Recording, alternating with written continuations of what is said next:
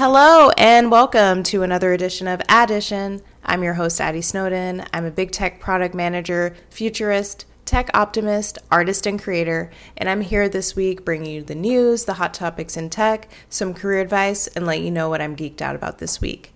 So before I get into today's episode, if you're watching on YouTube, go ahead and click the like button, subscribe if you're not already subscribed. You can follow me on TikTok, which I'm live right now. Hey TikTok, give you a shout out. I'm on TikTok at Addition with Addy, Instagram at Addition with Addy.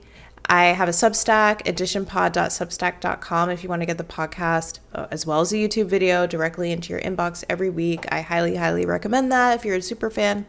That's additionpod.substack.com. And if you want to email me, you can also reach out to me, additionpod@gmail.com.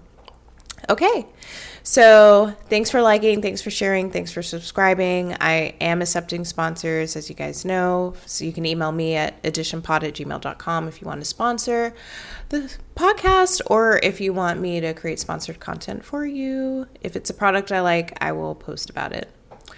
All right, so let's get into our hot topics in tech. So we have to talk about Microsoft and CrowdStrike, you guys, and I had so much fun over the weekend making videos about this. So if you're not watching me on TikTok or following me on TikTok or Instagram or YouTube, really, because I upload them as shorts too, you're really missing out. Like, you get to see a little bit more of my personality on the short form videos. But I went to the bank like I do every week, right? Every week, either my wife or I go to the bank because we get cash out, and we get cash out in very specific denominations. So you can't like go to the ATM and get it. It's like $20 bills only at the ATM, where it's like I want to have a certain amount of 5s, certain amount of 1s, certain amount of 10s. The bank was down, and I made a video. I was so terrified about it because I'm like, what do you mean the bank is down? Like, it would have been better if the bank was just closed. But I walk in and the guy immediately comes to the door and he's like, hey, so you can use the ATM. And I'm thinking, like, why are you guys even here today? But the banking system was down. I asked, can I get 20s and get change? And it did not work. And that's how I was affected by the Microsoft outage. I live in Atlanta, so Hartsville Jackson and Delta were all over the news because so many flights were canceled. And basically chaos, right? Fortunately, it was a minor inconvenience for me. My heart goes out to you if you were really inconvenienced. There were people with health issues that needed Microsoft to work or CrowdStrike to work, and it didn't work. So that's really unfortunate. So let's talk about it. I have a quote from The Guardian. They, basically did a summary article because this is, a few days old now. And it's just like, what was the impact? So I quote, "The global technology outage sparked by CrowdStrike's faulty update will cost U.S. Fortune 500 companies $5.4 billion, insurers estimated, as the cybersecurity firm vowed to make changes to prevent it from happening again. The projected financial losses exclude Microsoft, the tech giant whose systems suffered widespread failures in the crash. Companies in banking and healthcare are expected to be hit the hardest, according to the insurer Parametrics, as well as major airlines. The total insured losses for the non-Microsoft Fortune 500 companies could be between $540 million and $1.08 billion. A variety of industries are still struggling to rectify the damage from CrowdStrike's outage, which grounded thousands of flights, caused turmoil at hospitals, and crashed payment systems in what experts have described as the largest IT failure in history. The outage exposed how modern tech systems are built on precarious ground with faulty code in a single update able to bring down operations around the world." Yeesh! End quote. The quote ended before the yeesh, but yeah, that was major. I made a TikTok about this, or I made a short form video about this, saying I think it's interesting that this happened 2 days after they canceled their DEI programs, because Microsoft did make a statement that they have canceled their DEI programs as well as cut all of their DEI staff. I thought it was interesting timing. I'm not going to talk about the DEI on this episode because I don't think that story has fully baked yet. I think there's more to come, especially with the change in the presidential candidate. I think companies are really going to walk back a lot of things that they said previously. That's a prediction. So I want to give it like at least a week for everything to just settle in. Like, congrats, Kamala. Oh, hey, thanks for catching me live. I'm also recording the podcast. So as you guys know, I'm recording on TikTok live too. Hey. So, but anyway, Kamala being a candidate changes things, and I need to give it at least like a couple weeks to let's see where things settle.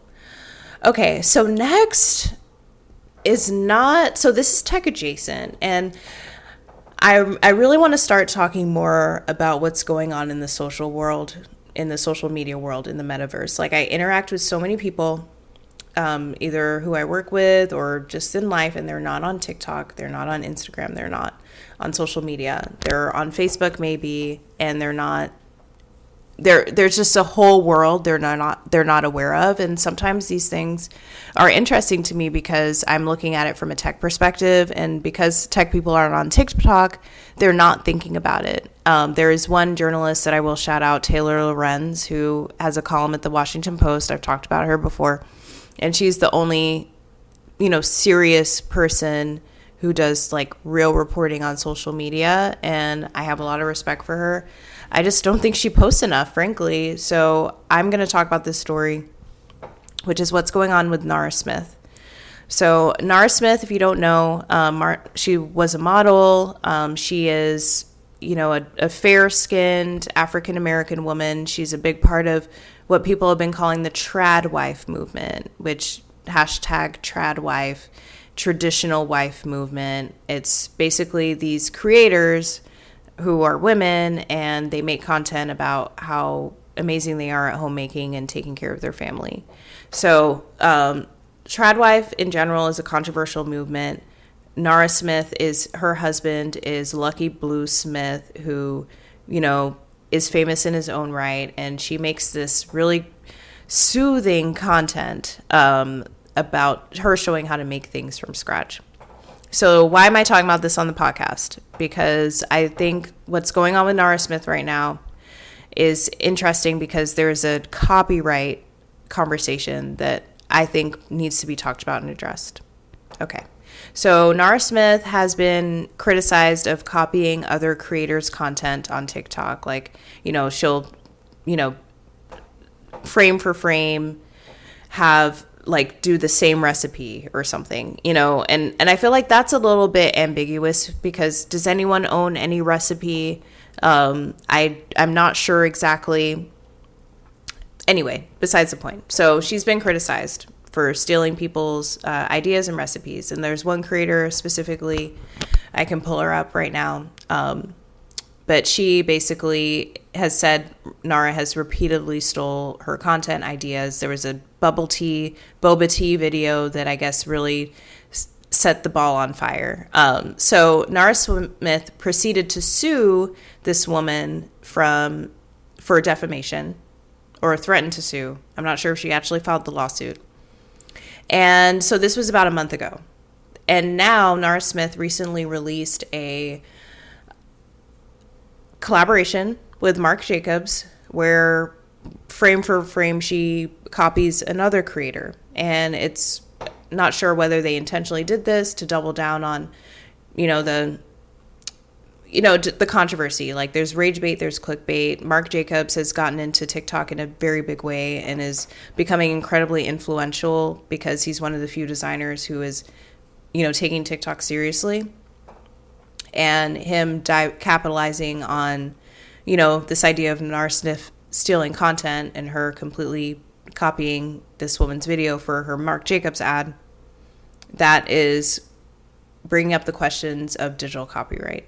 So copyright has been very involved in TikTok too, because recently, or not that long ago, all of Universal Music wasn't even on TikTok for a long time, and people were singing songs and to avoid copyright violations. But basically, I tell this story because whether it's like giving dance credits or copying styles of videos, in this digital world, in this digital landscape, I predict that there's going to be, copyright is going to be taken a bit more seriously, because right now it's just people complaining, and, people may or may get canceled or get deplatformed, but they're not there's no like laws around it. There's no regulation around it. And I'm not saying that there even should be, but is it even possible to copyright a video? Like, should TikTok include a feature that allows users to copyright their content? TikTok does allow you to restrict whether people share or stitch or even comment or download the video, but like, is there going to be built-in copyright protection for creators when they're making content like this? I don't know. And I personally don't know if they should be, but this is because it's really loud on TikTok. It's not making its way to the mainstream yet. But remember this conversation. You heard it here first. I believe platforms are going to have to address this at some point. Okay, so those are the hot topics in tech. Next, we're going to continue our career segment with a deep dive into the 15 commitments of conscious leadership. So right now we're on commitment 5, which is eliminating gossip. So I think I mentioned when I first started talking about the 15 commitments that this eliminating gossip was the hardest thing for me to do myself. I think so much of workplace bonding is about gossip, and there's also this kind of information being currency, where it's like I want to indicate how influential I am, but based on how much gossip I know about XYZ and stuff like that. And so the commitment, I'll read it, is that I commit to end gossip, talking directly with people with whom I have a concern, and encouraging others to talk directly to people with whom they have an issue or a concern. So what I like about that commitment is, 1, you commit to ending gossip point blank period, and 2, it also reminds you that you can actually just talk to that person directly. So I would say 99% of gossip is not even things that you would even want to tell the person, because it's not true. It's not true. It's an idea that I have. It's a perception I have.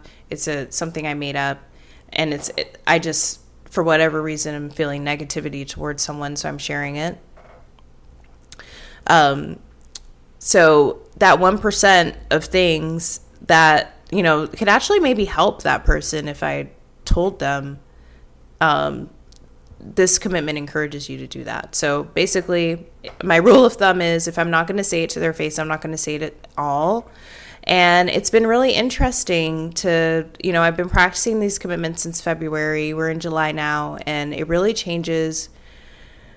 Practicing eliminating gossip really changes my whole even dynamic at the office, to be completely honest with you.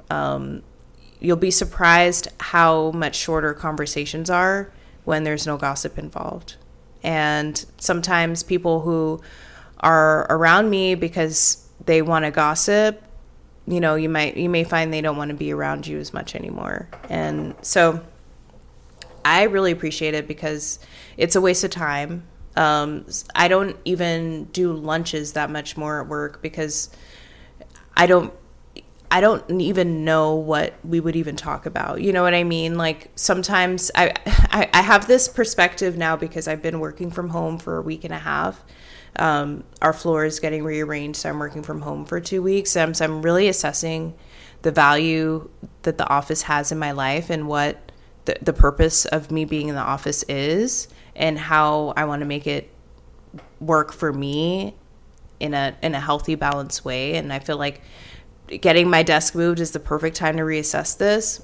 So anyway, but eliminating gossip makes work a lot more straightforward, a lot more, it's like I just go in and, do my work and go, and there isn't really that much to talk about. So now all that energy can be put into like my creativity, my content, thinking about ideas, trainings, courses. Like, just think about how much time not gossiping frees up in our lives. So it's a little cringe at the beginning, because you may have to like set a boundary and say, actually, I don't want to talk about that. Or, it's changed behavior. Let's say you're someone who always engaged in gossip, and now you need to take a break from it. and now you're not engaging anymore. People may be like, wait, don't you have anything to say about that? And it's like, just let them wonder. You don't have to acknowledge it. You don't have to address it. You just don't feel like gossiping that day, and you can change the subject. So again, I highly recommend the book, 15 Commitments to Conscious Leadership. It will really give you your time back and feed your career in an amazing way. Okay, so what am I geeked out about this week? So I'm geeked out about two things. One, our Mac Studio finally arrived.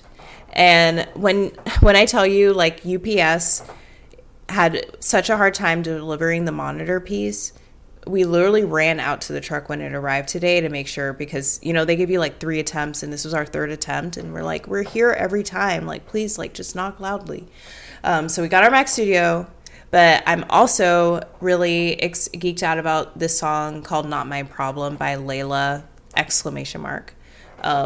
This song, Not My Problem, I've been using it a lot in my videos. It just helps me remind myself about boundaries and things that are my problem. Like, I'm very aware that there is very pressing news going on that I'm not talking about on this podcast right now, because it doesn't feel good to me to talk about it. I don't want to talk about it.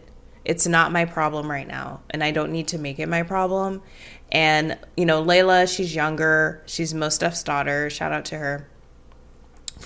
If I knew at her age or even younger than that, honestly, I don't even know how old she is. She could be not that much younger than me, but I wish I knew earlier how much was not my problem and that I did not need to make everything my problem. So I will link that song in the show notes. I am bumping and cranking that song whenever I need a pep talk, or just to remind myself that I don't need to be stressed because it's not my problem. All right, so that's this week's episode. Thank you so much for watching. Go ahead and like, subscribe, follow, share, all of that. Leave a 5-star review. If you're watching me on TikTok Live, thank you for rocking with me. I really appreciate you guys. And that's today's episode. I will see you next week. Bye.